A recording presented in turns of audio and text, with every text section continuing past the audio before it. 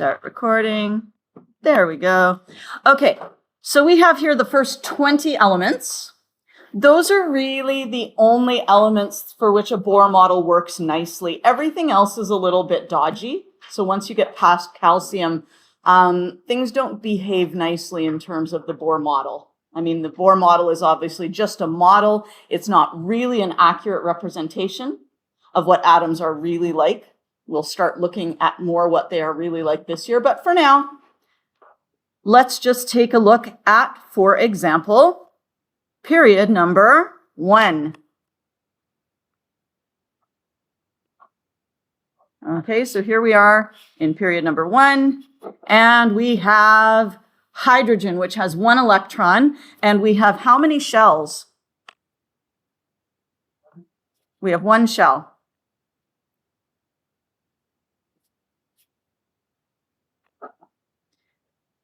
How many electrons does it take to fill the first shell? 2 electrons. So if we carry on across period 1, okay, it's got a big gap in it. So we just go over here to helium. How many shells do we have? We have 1 shell. And what can we say about that shell once we get to helium? It's full, okay? So in period number 1, row number 1, how many shells do we have? 1. And in fact, I shouldn't say just shells. We should actually say occupied shells.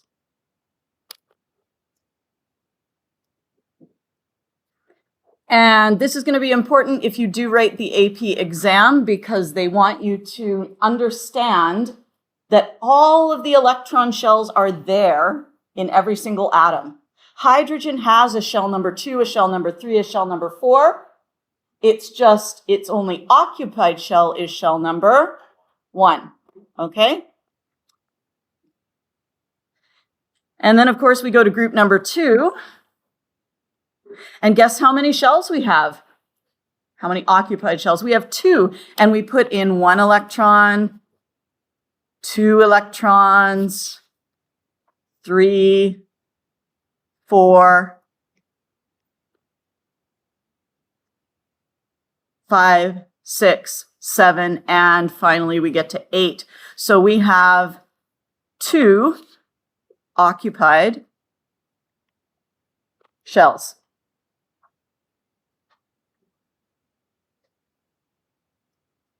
So when we go down to row number 3, how many occupied shells do we have? 3.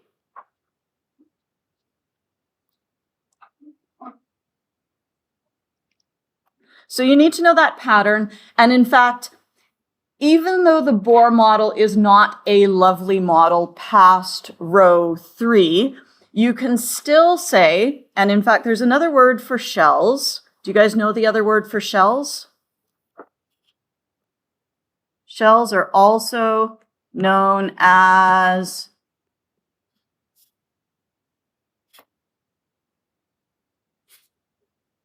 energy levels.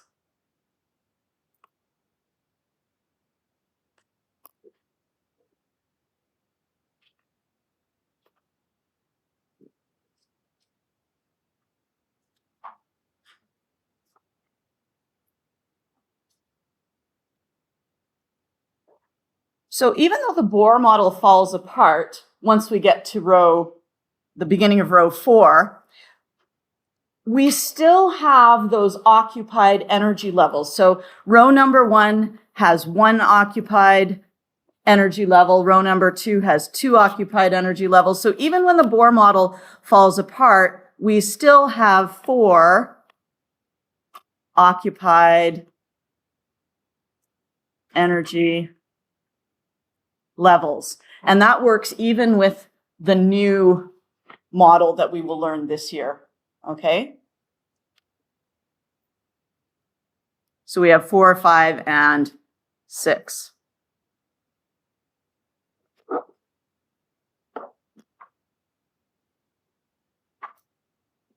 What's up? Did I do it wrong? I did it wrong. I did it wrong. That's why he's making all the faces. He's like, what is she doing? 1, 2, 3, 4, 5, 6, 7. There we go. That's better. Okay. Like, what's with all the faces? I've done something wrong. That's usually what it is when I see puzzled faces like that, is I've goofed up somewhere. Okay. There we go. 5, 6, 7. That should be better. It says occupied energy levels. Yeah.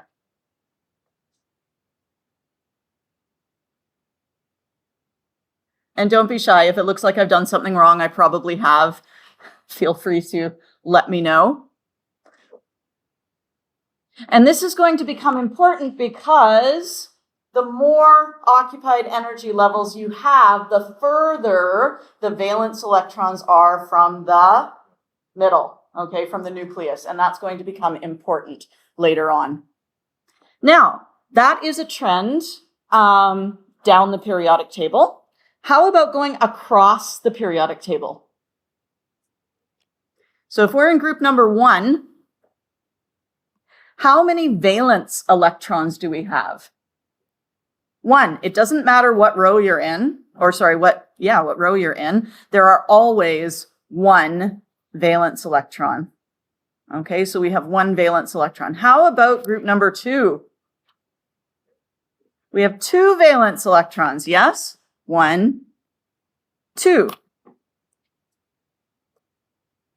And hopefully this should connect in your head with the charges of the common ions.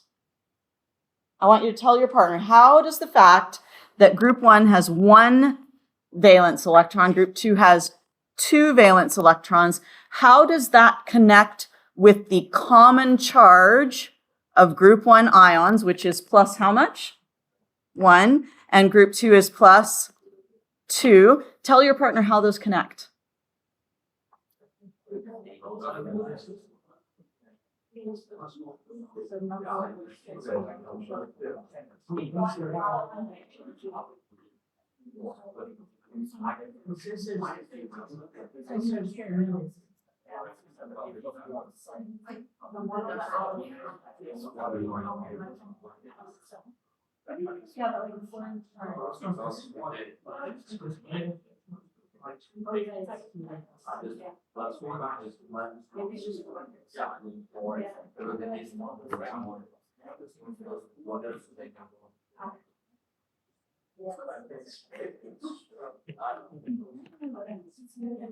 Why do atoms form ions?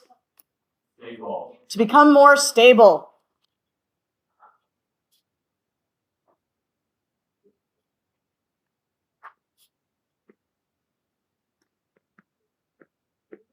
So they are either going to be filling the valence shell or emptying the valence shell. Yes?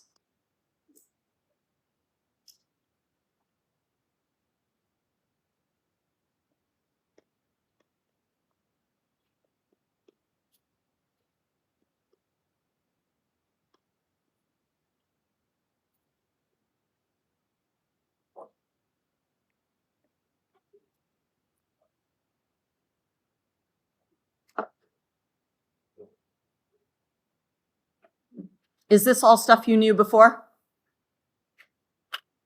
Okay, good. So, group number 1, how does it become an ion? It loses an electron. And when you lose something negative, what charge do you become? You become positive. Right? If you gain an electron, because it has a negative charge, you become negative. So it makes sense then that group 1 loses that 1 valence electron and becomes plus 1. Group 2 loses 2 valence electrons and becomes plus 2. Now we skip over all the transition metals because Bohr models really do not work well for the transition metals. All right, and we end up over here in group 13. We have 3 valence electrons. So what charge would you expect these atoms to take on when they become ions? 3+, because they have 3 valence electrons. The carbon group, which also contains silicon, has 4 valence electrons. And what I would like you to make sure that you take note of the fact that group 1 has 1 valence electron. Group 2 has 2. Group 13 has 3. Group 14 has 4. So the number at the end there is always the number of valence electrons. Yeah? So we have 16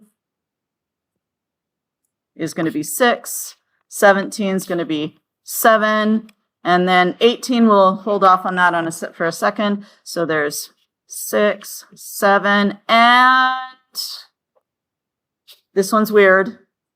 There's 0. Okay, the reason there are 0 valence electrons is valence electrons are electrons that can be involved in bonding.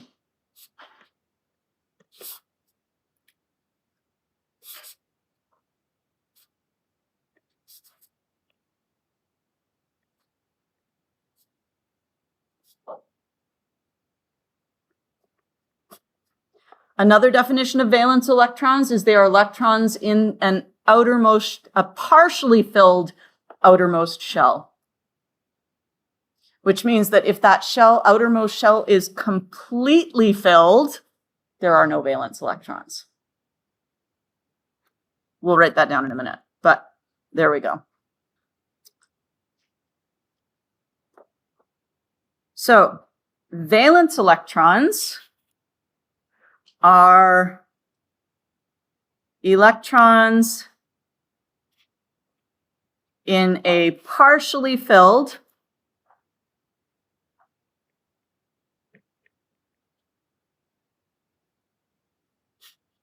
outermost shell.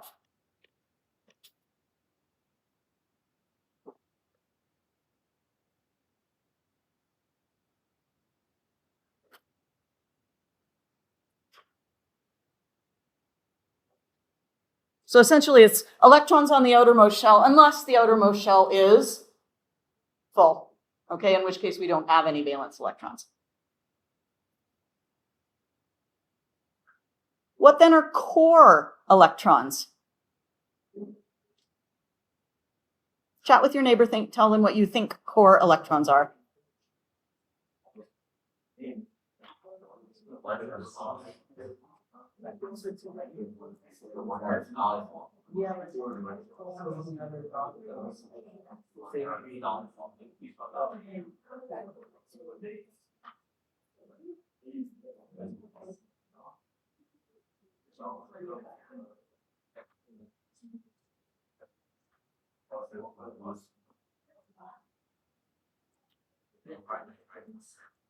Anyone want to take a guess? What are core electrons? Yes. Electrons that are not involved in bonding. Yes, they are electrons not involved in bonding. Specifically, they are electrons which are not in the outermost shell. So it's all electrons that are not in the outermost shell.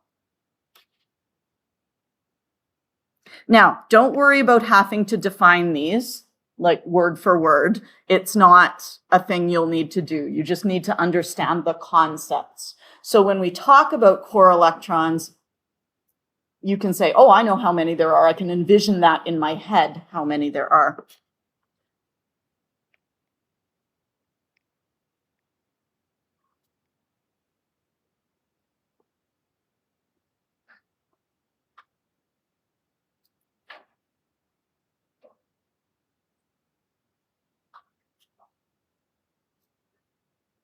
So if we look at row number 1, how many core electrons are in row number 1? 0, right? Because there's only the valence shell. How about in row number 2? There are 2 core electrons, and that stays the same all the way across. All right, and that's going to be important when it comes to some periodic trends that we look at later on. Okay. And when it comes to period 3, how many core electrons do we have? We have 10 core electrons. So here we have, in period 2, we have 2 core electrons. In period 3, we have 10 core electrons. And in period 4, we have 8 plus 8 plus 2 is 18 core electrons. So your core electrons would be all of these ones.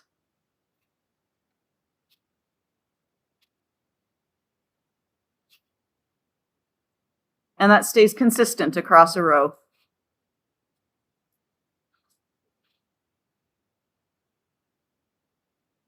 Is good? Okay. What else have we not filled in on here? What are rows called? Tell your partner, what are rows called? Rows are called periods. What do we call columns? Groups. Excellent. Families are the same as groups, but we don't really refer to them as families very often, but you could also say families here.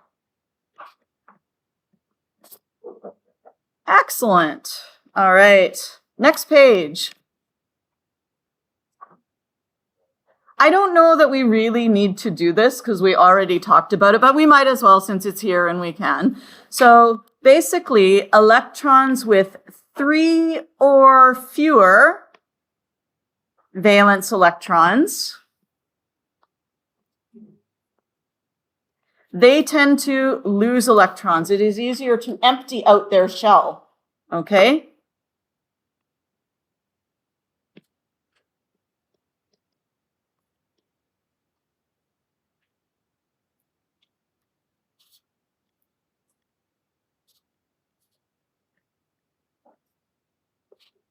So it is easier to empty the shell if there are less than 4 valence electrons. And so that is why you have group 1 not gaining 7 electrons, but rather just losing the 1 electron.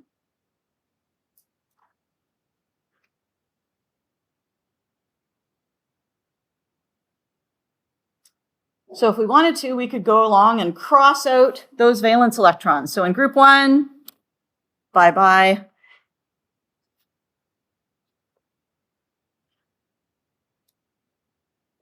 And once we have had that happen, these are now all ions. That's a sodium ion, a potassium ion, a lithium ion, and an H plus ion.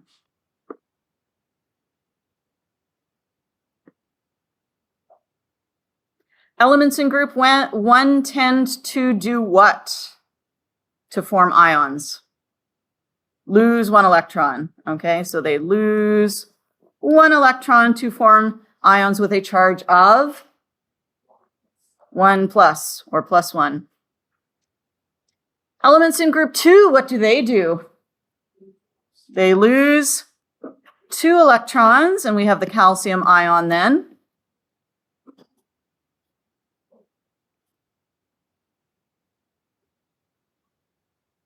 Do you guys think you could fill in the rest of this yourself? Okay, why don't you do it? No? Yep. Okay, go do it real quick. And read about elements in group 14 because they are different.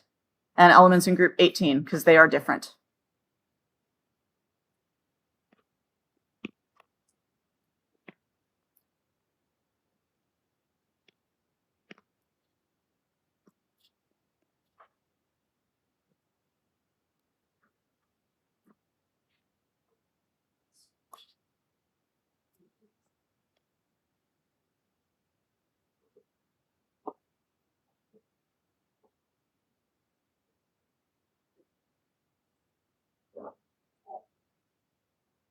When you get over to group 15, are you going to be crossing out electrons? Or are you going to be drawing them in? Drawing them in, okay?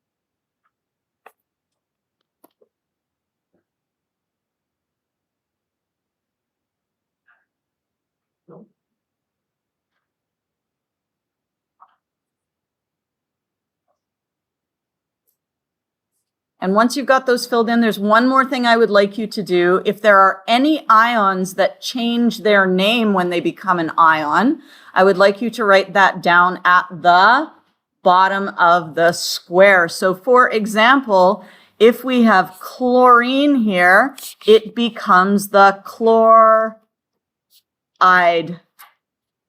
ion. Okay, so write in the names for those ions.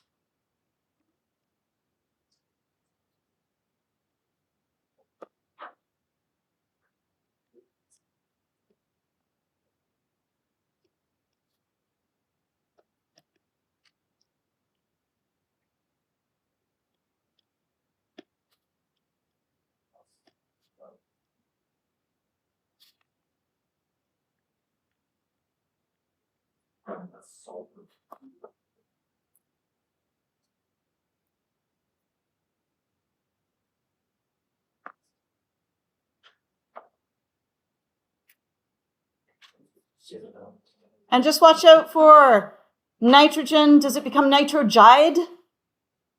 No, just nitride. Phosphorus, does it become phosphoride? No, just phosphide. Okay, so these form with a 3 minus, 2 minus, 1 minus. There we go. All good. All right.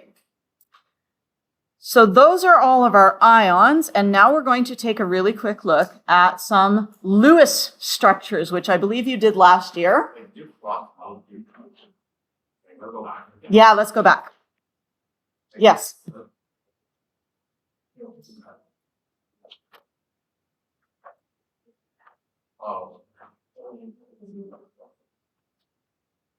Are you good? Okay, cool. We're only going to do like the tiniest little bit of Lewis structures right now. We'll do complicated ones in unit 12. Okay, so we're now on page 38. Okay. Lewis structures are simplified versions of the Bohr model, and they include only the valence electrons. So you can draw a Lewis structure just by looking at the group number. If it is in group 15, you need 5 dots. If it's in group 16, you need 6 dots. If it's in group 2, you need 2 dots. If it's in group 17, you need 7 dots. Okay? So here's just a little picture showing how we go from one to the other. We get rid of the protons and neutrons in the center. We replace it with the letter. We get rid of the core electrons. And then we get rid of the circle and bring the electrons really close in. Yes? Now, it is important when you do a Lewis structure that you don't put them, like if you had 2 electrons, say we had calcium, calcium would not look like this. It would look like this. Okay? Electrons do not pair up until they have to. So that's a no, that's a yes.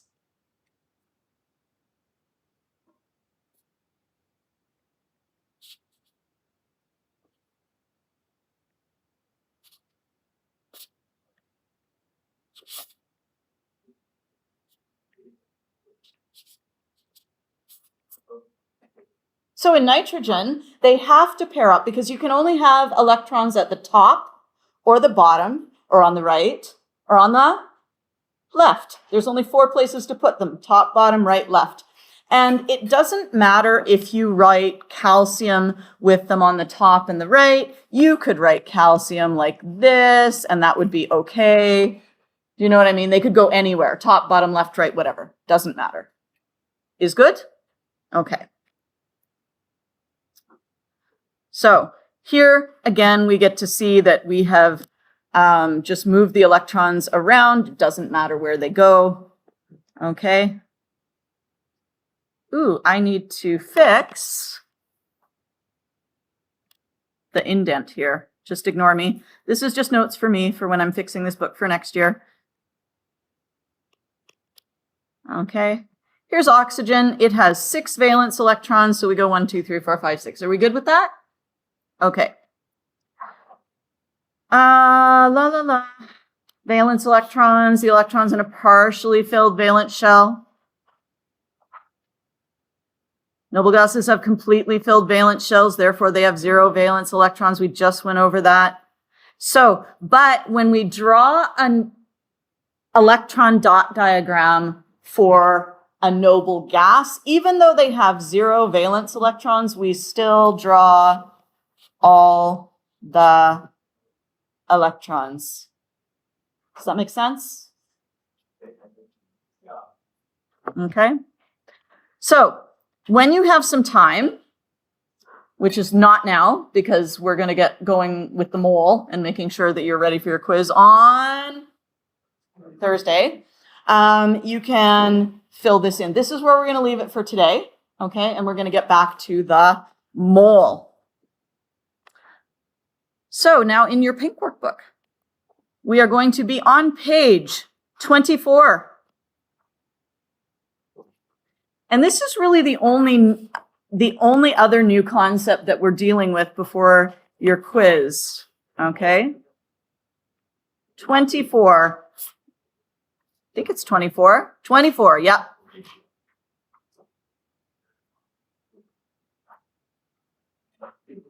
And that's in your pink book.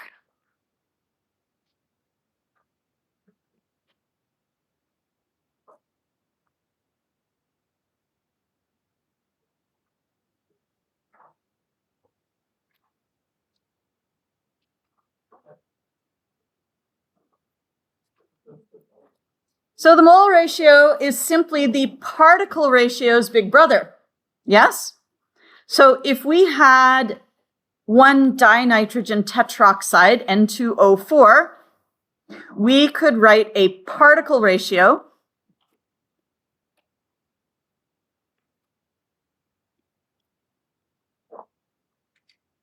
two N atoms for 1 N2O4 molecule.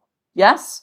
So anytime you want a particle ratio, you need to look at the chemical formula.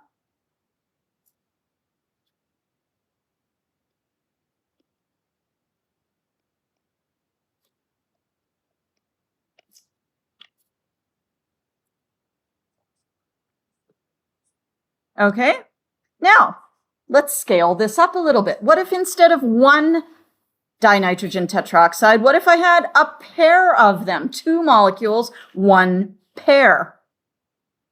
How many pairs of N2 atoms would I have? I'd have 1 pair and 2 pairs, yes? So you'll notice that the ratio 2 N atoms to 1 N2O4 molecule is the same when I scale up to pairs. I've got 2 pairs of N atoms for 1 pair of N2O4 molecules. You look a little puzzled. A pair is 2. So I have 1 pair. I have 1 pair of N2O4 molecules. 1, 2, yeah. And then I have 2 pairs of nitrogen atoms. 1, 2. Is good? Okay, cool. Or of course, what can we do with this conversion factor? We can always flip it upside down if we need to, okay? Now let's scale it up even further. And yes, I did cut and paste 12 N2O4 molecules. Okay, so you can see that there are 12 N2O4 molecules, which is 1 dozen, right? And I have, if I go through and I count them, 1, 2, 3, 4, 5, 6, 7, 8, 9, 10, 11, 12, there's 12 N atoms in each row. So I have 24 N atoms, which is 2 dozen. Yes? But the ratio is the same because I'm just multiplying. In the first case, I multiplied everything by 2. In this case, I multiply everything by 12. Yes? So the ratio, once again, remains 2 to 1. Now, I did not cut and paste 1 mole of N2O4 atoms, but the ratio remains the same. We have 2 moles of N atoms for 1 mole of N2O4 molecules.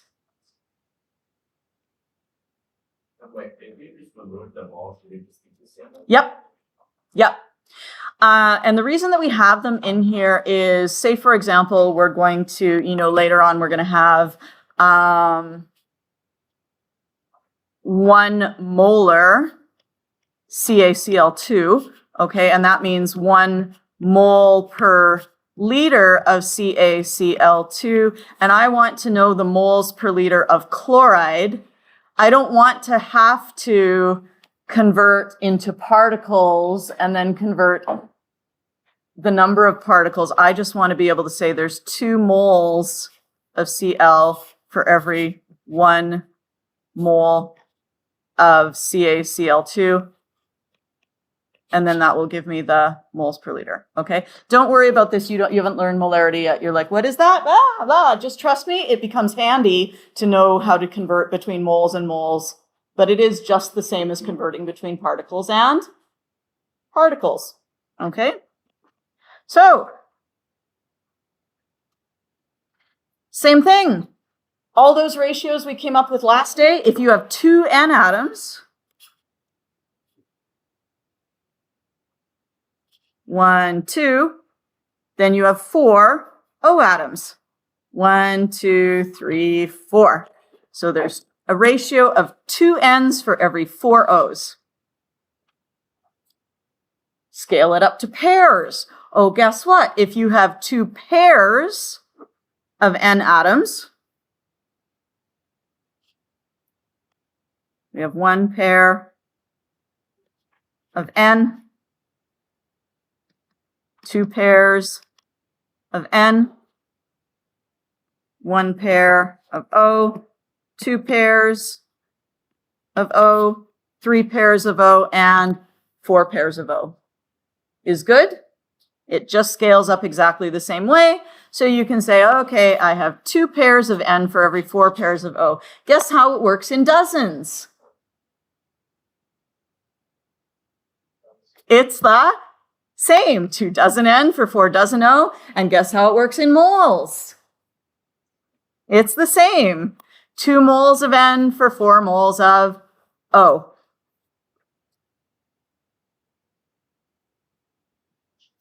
And the only thing we do is, instead of calling it the particle ratio, we call it the mole ratio. Okay? And you can write, why do I have the answers here? Wouldn't it be better if we filled them in? But anyway, we have a couple more examples here that you can go through if you want to. I don't think we need to, because I think you guys know what you're doing. I'm going to let you, yes, of course. I'm going to let you do some of these on your own. We're not going to spend too much time here.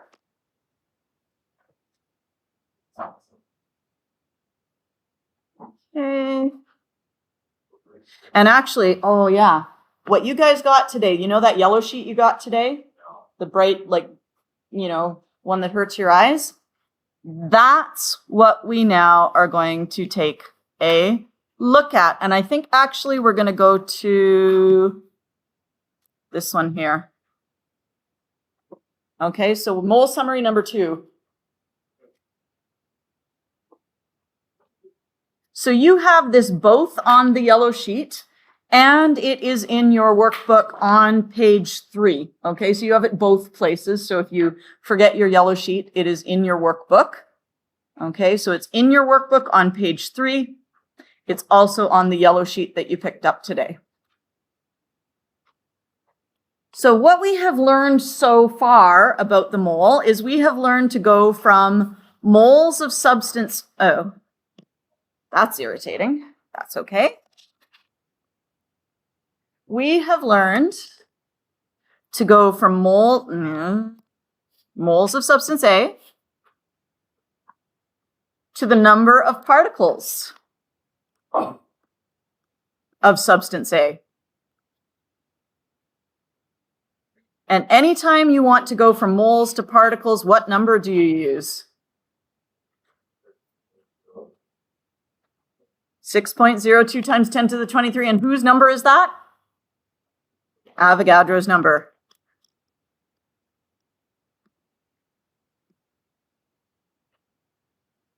Now, anytime you want to change from one type of particle to another type of particle, what are you going to use?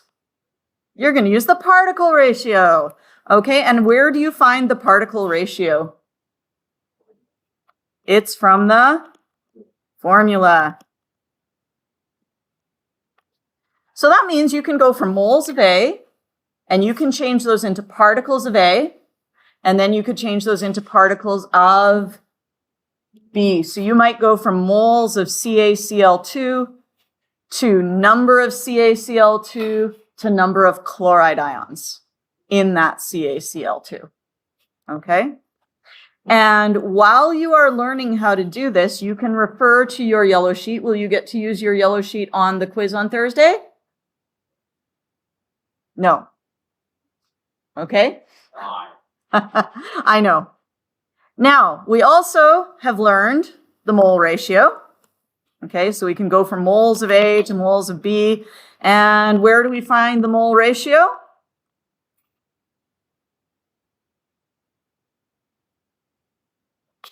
From the formula.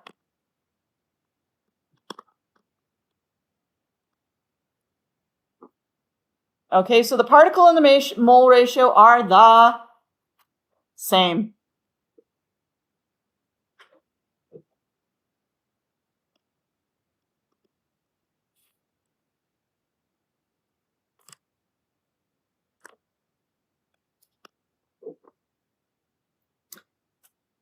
Now, what if you wanted to go from moles of B to particles of B? What could you use?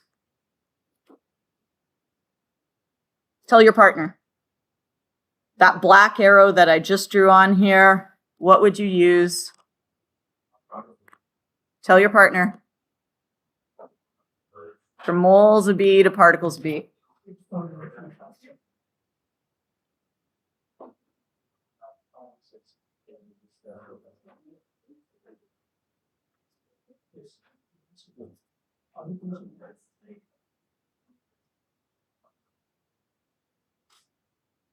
You would use 6.02 times 10 to the 23. Now, question, is that moles per particle or is that particles per mole? Tell your partner, is it 6.02 times 10 to the 23 moles per particle, or is it 6.02 times 10 to the 23 particles per mole? Chat with your partner about that. Decide which one is correct.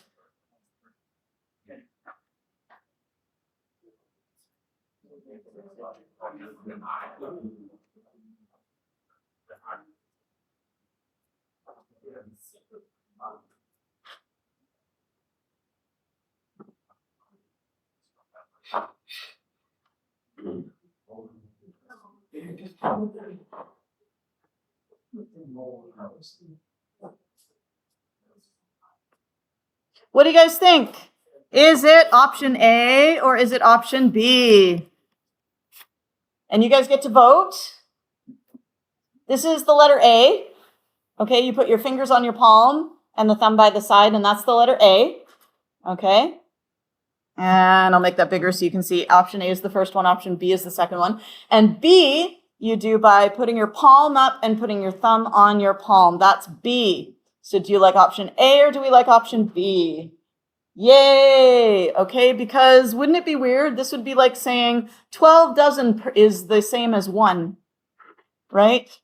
That's icky. So I'm glad that we've all got that. Make sure you do take care with that. So this is 6 particles per mole. And same thing if you want to go from moles of A to particles of A. Okay? Have we learned anything else on this chart?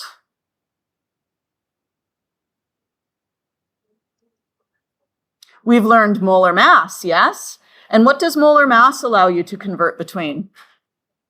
Grams and moles. Did you guys have any questions from the worksheet that dealt with that? We were good? Okay. So this is what your quiz will be on Thursday. It can cover any of those things highlighted in yellow, okay, up here.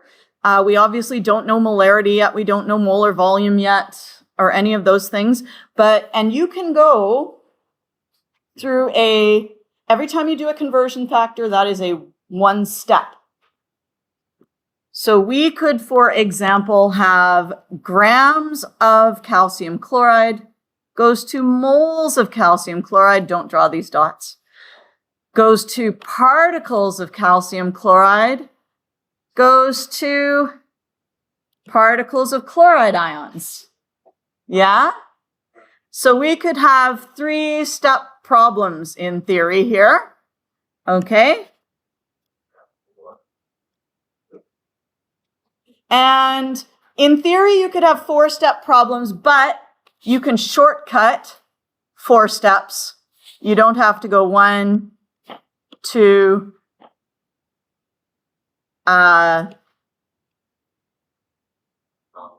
you don't have to go like that. You can go straight from, right? That becomes the same. So if you need moles of B, you can go straight to moles of B. Yeah? Because moles of A is the same. It's really hard to draw one of these charts because the mole ratio sort of mucks things up because it fulfills the same function as the particle ratio. Okay? But let's just take a quick look at, for example,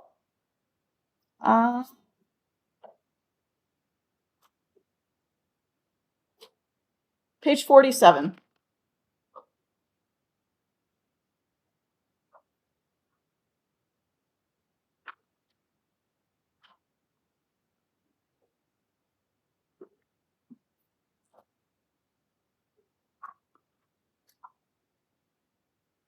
Now, this is the chart that's on the other side of your page. So you can use that one or you can use the one that we were just looking at. But you can see here, what do I need to do in a problem like this? Well, I need to write the formula of a compound because that will give me my particle ratio and my mole ratio. And if you have trouble figuring out what steps to do, you're going to start by putting your finger on where you're starting and your finger on where you're finishing, and then you just go through the steps. So let's do the first one together here. We have, and we're going to map the problem. We are starting with 24 grams of iron 3 fluoride.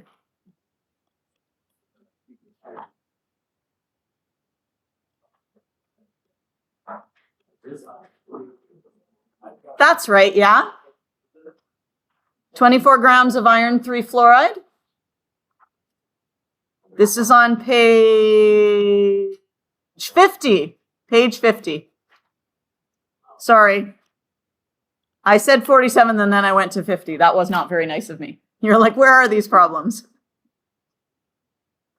What do you guys think of that formula for iron 3 fluoride?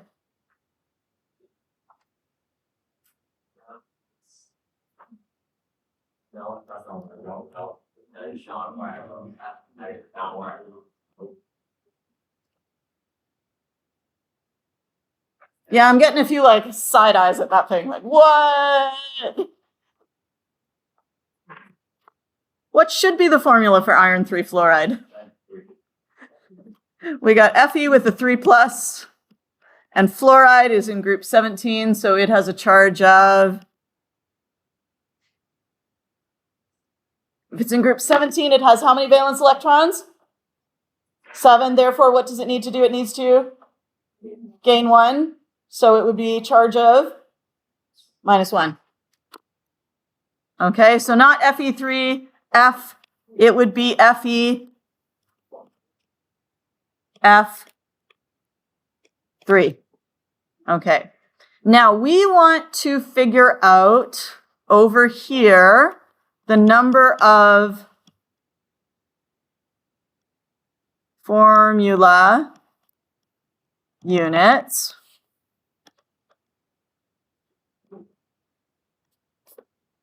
and remember, what are formula units like? Formula units are like molecules,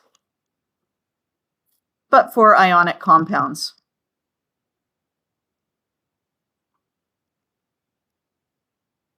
CMPDS, compounds.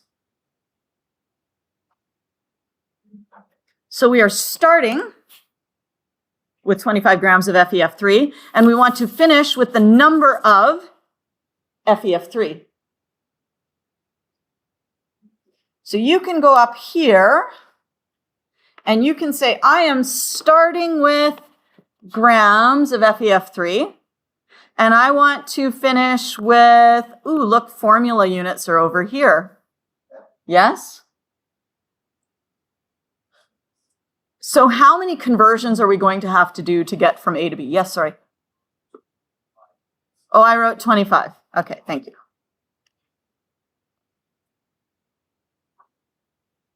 Sorry, it's supposed to be 24 grams.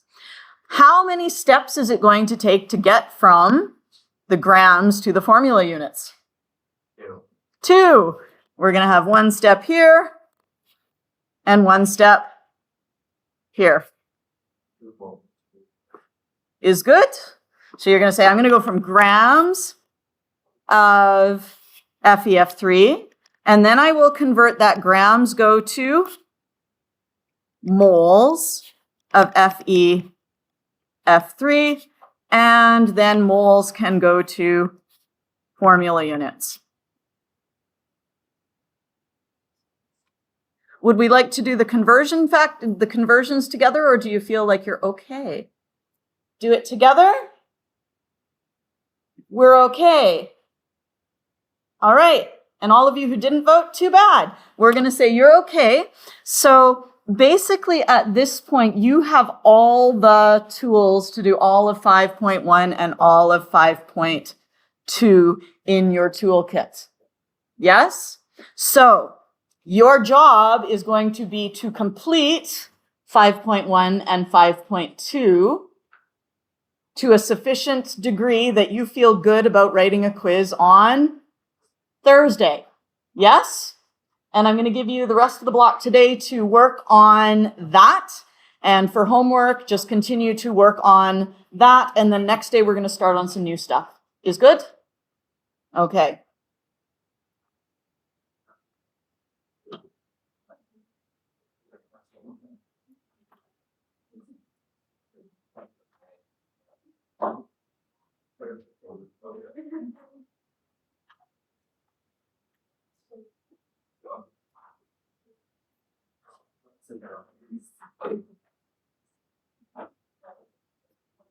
And if you have questions about things you've done in the homework or whatever, just feel free to call me over.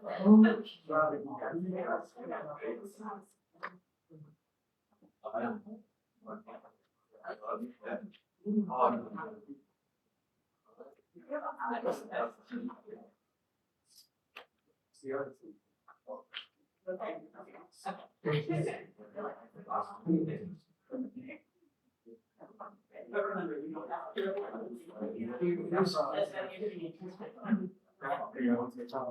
folks, remember you don't need to do every question, just as many of one section as you need to feel good, okay?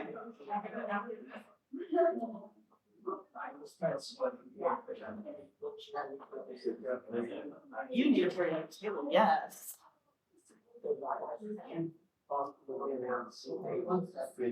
Pretty easy one.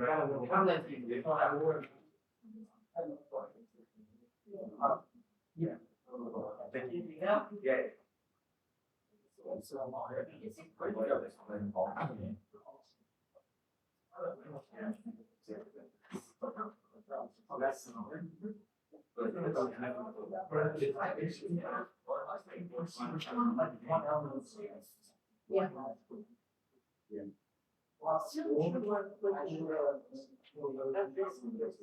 Hi.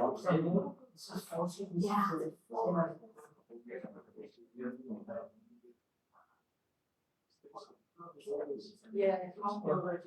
Every time he gets, I get it like, yeah.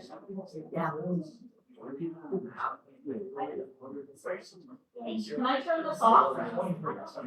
Okay.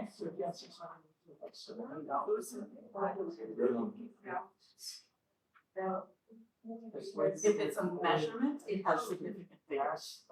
If it's this one or this one, you will use both of them. Yeah. Say this is 2, this is 4, say 2 is smaller than 4. Okay, and this is 3. So you use small, so you use small, so yeah. Yeah, and you are responsible for sig figs in the questions, so don't forget about those. If you have questions about sig figs, let me know.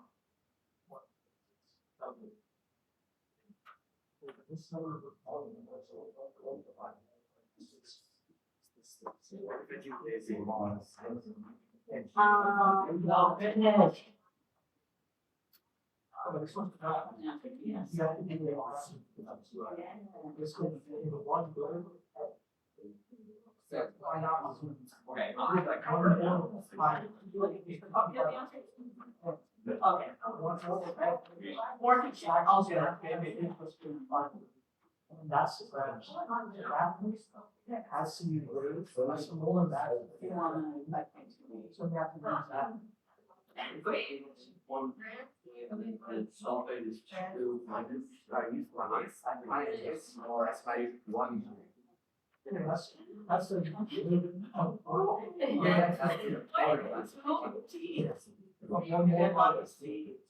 Yeah. I just can't read. Yeah, it's like the hands on movie. Okay. All of a sudden, like. I'm blind. Yeah. Yeah. I'm quite great and okay. One. Oh. No, that's why I'm doing. Okay. So you have grams and you have, oh, what's happening here? Okay. So what unit is this? Okay, number 1, what are you starting with? You're starting with 20 grams, yes? So that's not part of your conversion factor. Yeah. Okay. Your conversion factor needs to be in grams and moles. So it's grams per mole. So you're going to have, yeah, so that is going to be grams. One molecule. All that is grams, okay.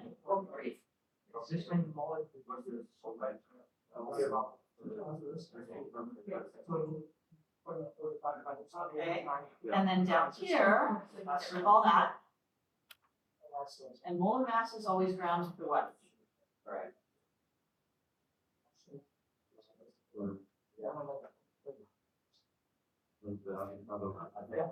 Grams per mole. Okay.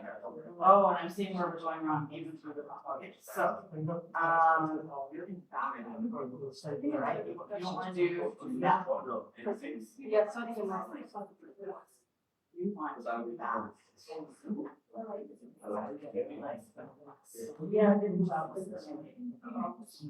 Okay, so, these out here, we should have walls, 8 grams per mole. Grams per mole. Grams per mole. Okay, there's 362, yes, 23 in this. So you're gonna go and you're now going to. Okay. Some of them will be, and these ones have like maps.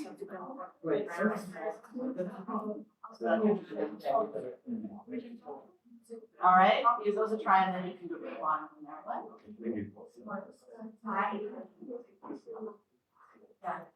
I told you.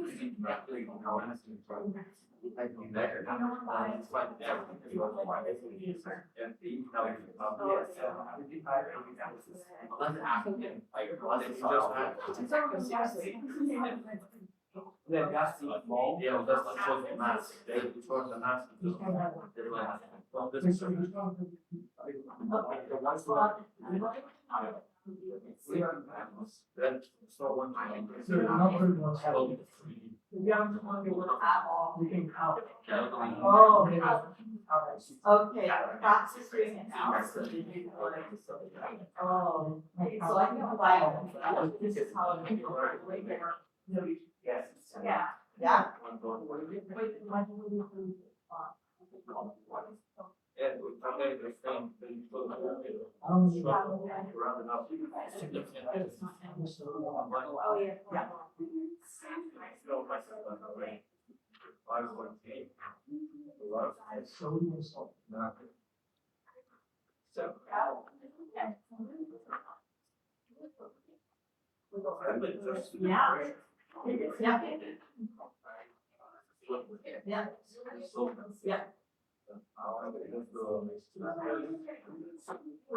Because this is +1, that's -2.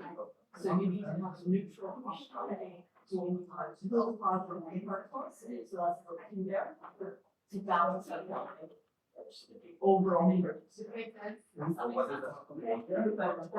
Or means that there are 4 oxygens attached to 1 sulfur.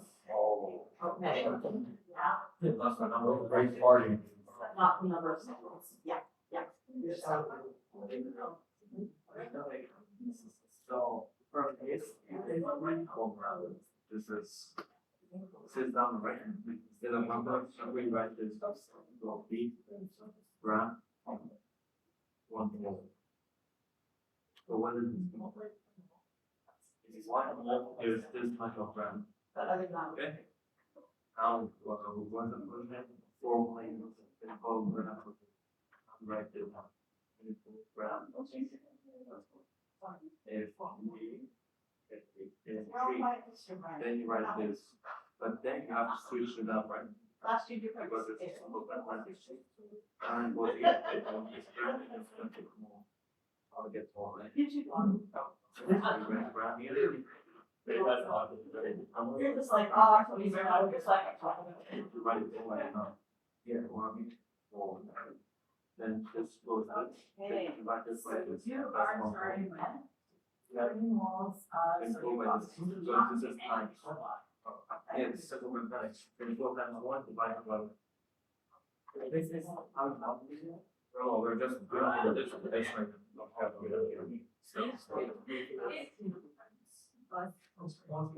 Yeah, no, 24 times 4 divided by this.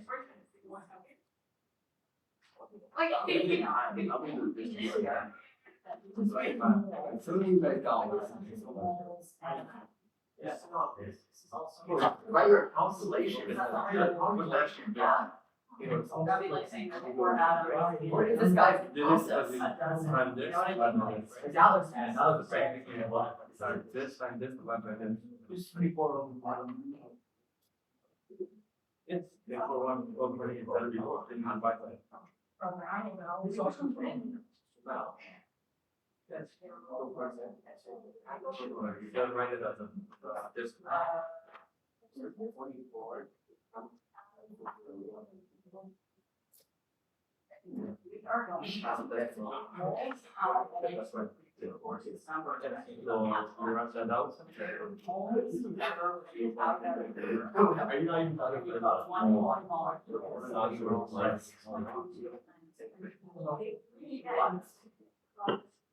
Yes, yes.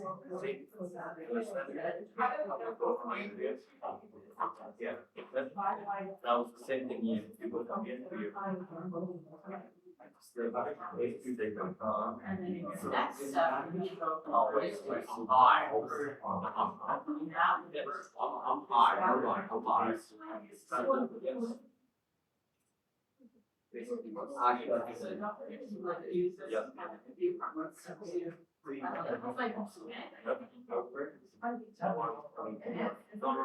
One more, red one more.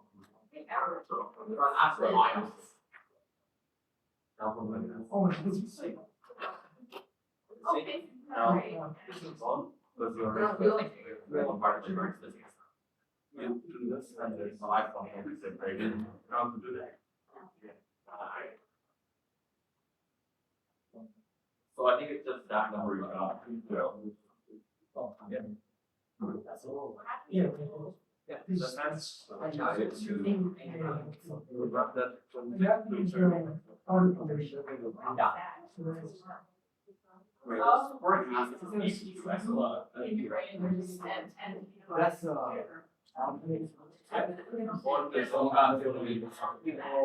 but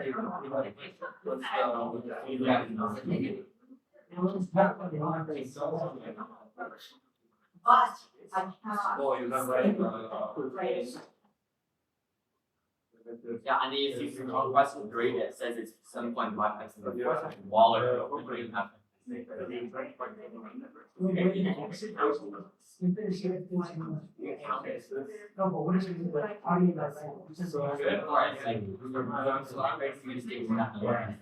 that one has the most civics, Yeah. yeah, it's a little bit. What do you mean? Yeah. What is the secret is the small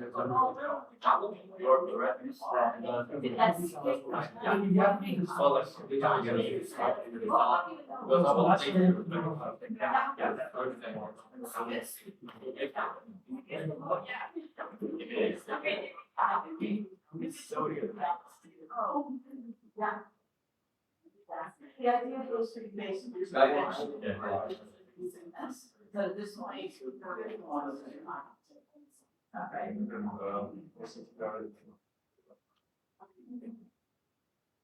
Do all the other ones.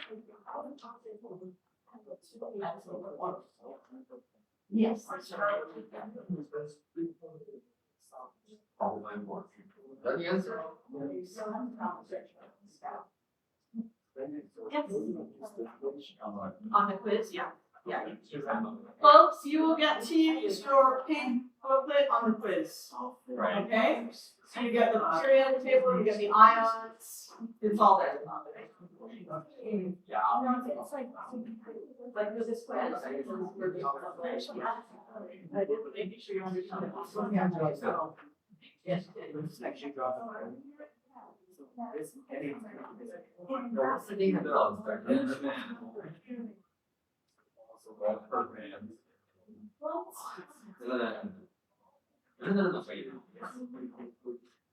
I know it's all. That's what I thought.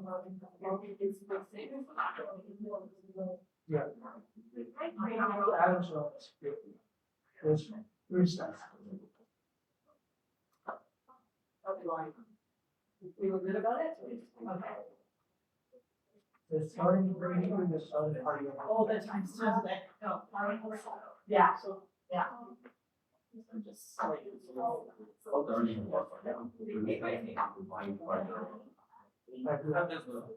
Oh, I see. So this is the mass that you have, like, that's the mass for one. Okay. Wait, you'll have to finish the next one. Yes. Yes.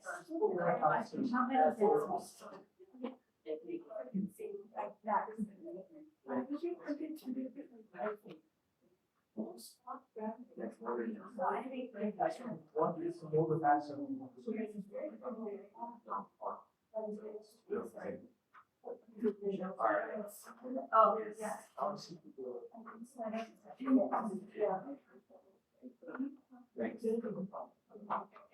So again.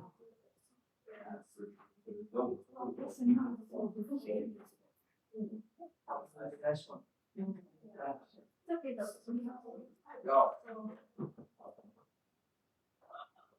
Yeah, we don't have been without a lot of time, but I just, I'm like, okay, now I'm gonna decide tomorrow, we're gonna watch it. Then. God. For everyone.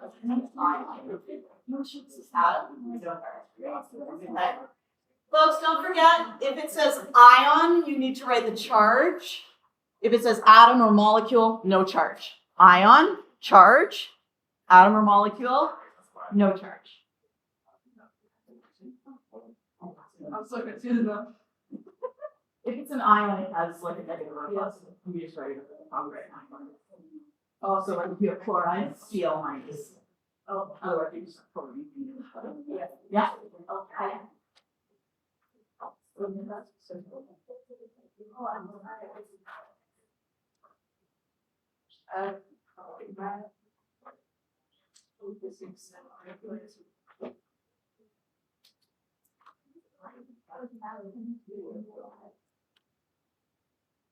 They go one after the other. So, and it's random, I have to do something. Go through what it says, even though I still don't understand anything. Isn't that okay, right?